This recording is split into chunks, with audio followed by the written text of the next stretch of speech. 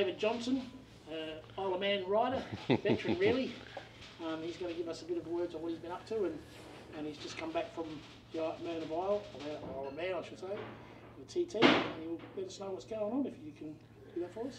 Yeah, just back for a couple of weeks. This is my workshop here, my little place to hang out at when I'm not racing. But yeah, been back for a couple of weeks now after the TT, which went pretty good. Run with the factory Kawasaki team, and came 5th in the Super Bike TT, which was the main race in the end because the weather was well, it was crappy basically for the whole 2 weeks, and yeah, come the senior, which is the big blue ribbon event, the weather was just, took another turn. Like, it got really windy, like gale force winds, and 180-degree different winds to what we had for the rest of the 2-week period.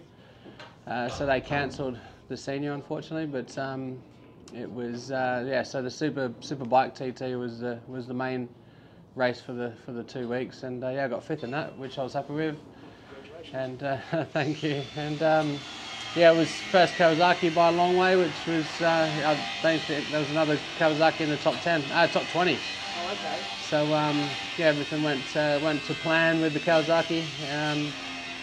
Obviously not the most desirable bike on the grid anymore, but still a good bike. The team was fantastic with the package that they got out of it. The best that made the Kawasaki the best it could possibly be, and yeah, it showed with our results. So when you go over, so can you just talk us through the procedure to get there and how long it is, and in the end, come back? Yeah, so well, I've been racing, excuse the noise, got a guy grinding downstairs, but part of the job. yeah.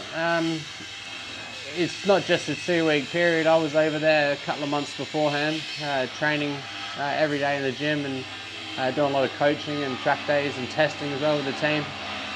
So yeah, it's that 2 months beforehand. But I used to be in the British Championship and European Championship and a little bit of World Superbike as well in the past. But now I just focus solely on the TT, which is a lot less time away. I'm in my 40s now as well, and it's a lot of it's basically a matter of me wanting, surviving, but me wanting to do it as much, like doing just a short circuit at BSB, British Superbike, and even World European Championship. You've got to really put in so much, and I've got to be away for a minimum 10 months of the year, which I did like 15 years of that. So I was over that by the end of it. I wanted to come back to Australia and just hang out in the nice weather, and with my now wife as well, which I got married 5 years ago. So yeah, I want to be here more.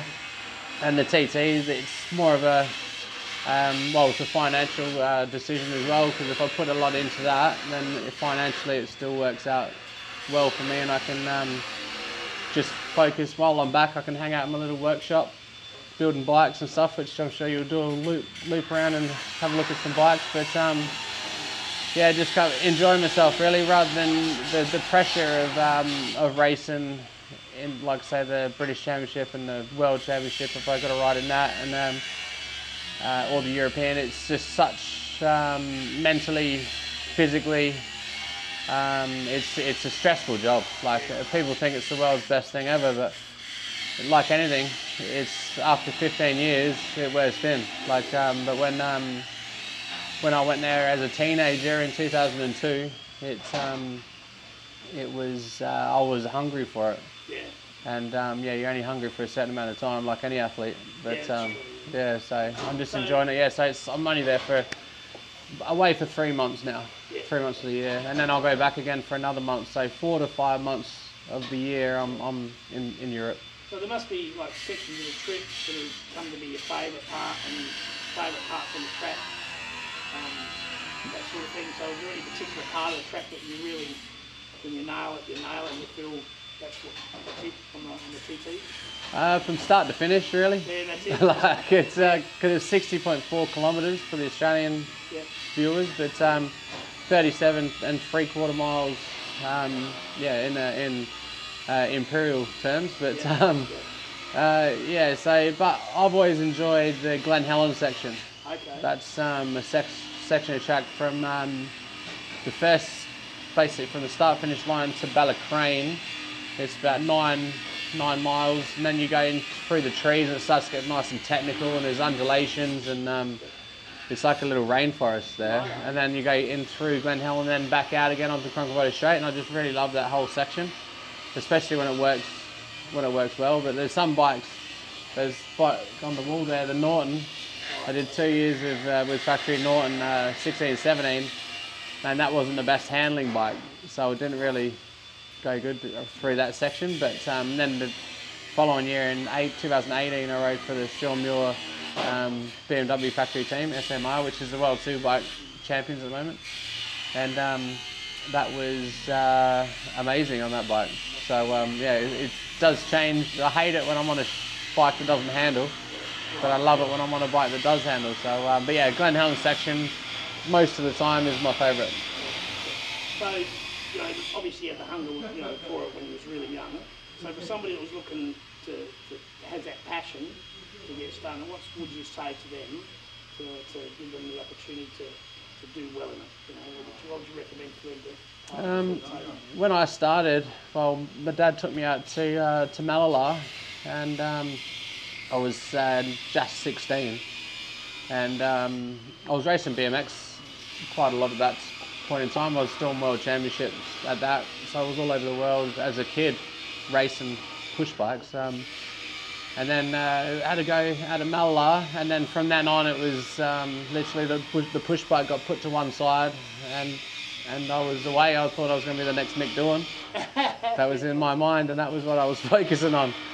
But it's the want to do it is the main thing. Like it is financially difficult to sort of get a place anywhere to do it here in Australia, or to definitely go to UK or Europe anywhere.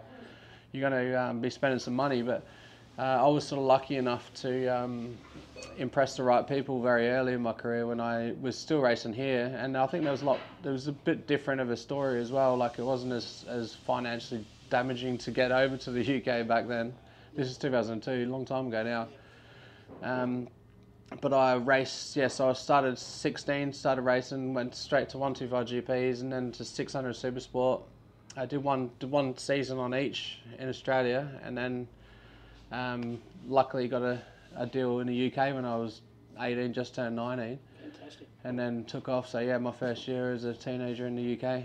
But yeah, it was just all luck, and it was all, I mean, luck and determination in the way that I pestered the crap out of the team as well. That's the way. So be the squeaky wheel. Yeah. So you need that. If you just sit back and expect people to bring you stuff, it's not going to happen. Yeah, fantastic. And that's my old saying, which I tell all kids that I coach now, which I do a lot of coaching. I'm out at the Bend on Saturday, and I do coaching all over the world now. And I tell these kids, or even say, it was only 2018. I was coaching Senna Aegis, Jacob Ralstone, and also Harry Voigt, they're all like did world championships, and like obviously Senna won a race this year, and you could see the determination on them then, and they were freaking quick straight away. Like it was, and they were only kids, like really young. And so, yeah, my old saying, which I say to every kid growing up, is if you want it bad enough, you'll get it. Yeah. You'll get that shot. You know, you got to be determined. And that's give yourself that opportunity. Yeah. Put yourself in that position. Yeah, so if you want it bad enough, you'll get the opportunity. So and then if you get the opportunity, it's how you deal with that then. Yeah. But if you want it bad enough, you'll get that opportunity. Fantastic. And now you're back home. So you're saying before, like there's a reality check now. You know the circus, as you would call it, over there is done, that part, part of the job. Yeah. You were saying you're teaching at the Bend, what exactly do you do out there? So people would know if they want to go and... Well, I coach at the Champion Ride Days up at the Bend, and at Malala now here as well.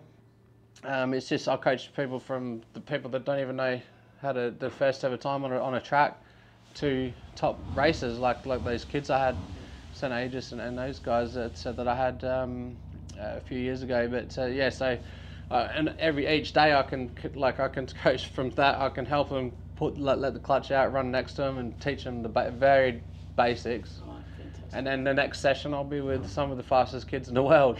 So literally, from the base level to the top level, I'll be coaching. So well done. Good and just sort of giving them my knowledge that I've learnt through the years. No, Robert. No. All right. No. Oh, No. you're on TV now, mate. Thanks, mate. Yeah. So I was going to say, so your normal job, you're obviously in engineering. Yep. So you're fabricating bikes and modifying bikes. Yeah, I'm a fitter and turner by trade, so machinist, CNC programming as well, which I did that in my apprenticeship. I was doing that while I was like 16 basically, and then got signed off quite early before I went to the UK. So that all happened quite quick as well. But I had a good boss that sort of he embraced the fact that I was going to chase my dream, and signed me off early. And it's something I've been doing ever since. And even this is a bit that I made. This is for a rigid a bobber, trying bobber. Okay. So I'm making a full back end for it. So this is one of 4 pieces, which a few more pieces to it, and I really enjoy doing that. Like that's my it's my happy sort of space when I'm not racing, and I've got a lot of my own bikes as well as a few here projects that I've got to get done, which I've always I've got so many unfinished projects that I've really got to just get them done. That's life, But it's when I'm in the UK, when I'm not racing there in the UK, I'm sitting there thinking about coming back and finishing my projects here. So it's good. But when I'm here, I don't think too much about racing. But I'm going back in a couple of weeks for the classic TT. Fantastic. So I'm only here for a month period, and then away for a month. And I'm also doing the Goodwood Revival, which is an amazing event. So I'm on a Manx Norton for that. With a doctor, or the doc is called. There's a heart surgeon, this guy that I race with. Like it's a cool event. Like we do it as a partnership. I come in, he jumps on, takes off. And that's like it's the who's who of motorsport at that event. It's an amazing sort of place to be in, and to get invited to that. It's only the sort of few people that get invited every year. Top world champ, top riders in different fields, and I'm just honoured to be there. And little guy, or not little, but little in personality, just guy here from Adelaide, just going over and getting invited to do all this cool stuff with all these billionaires and world champions, and it's quite cool. It's quite surreal. We breed some good ones here in Adelaide. Yeah. Don't worry about that. Yeah. Anyway, thank you very much for that, David. No worries. Sharing Thanks, your guys. story, and appreciate that. And keep an eye out for him, everybody. Cheers and all the best. Cheers. Thank you very much. Thank you, sir. That's great.